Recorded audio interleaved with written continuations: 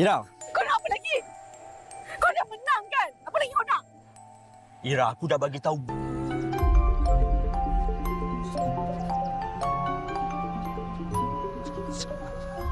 Halo, bos. Lah, bukan Ira dah take over ke kes tu, bos? Tapi esok saya cuti, bos. Bos bagi masa saya sejam, lagi sejam saya sampai. Waalaikumsalam. Apa benda ni, bos? Bos cakap dengan saya suruh proceed. Saya proceed lah, bos. You know actually what I say. Biar aku baca dulu sebelum kau siarkan di mana-mana platform. Kau jangan siarkan berita yang belum sahih tu. Kau ni sengaja kan? Kan kita kan ada SOP.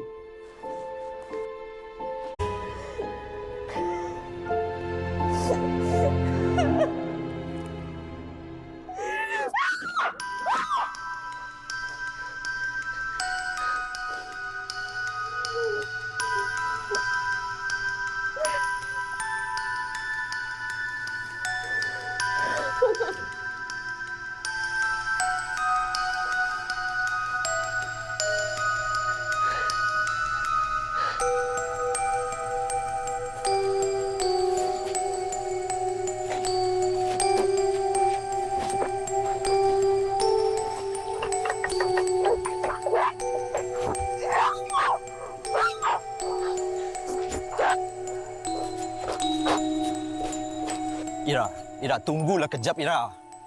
Ira! Kau nak apa lagi? Kau dah menang kan? Apa lagi kau nak?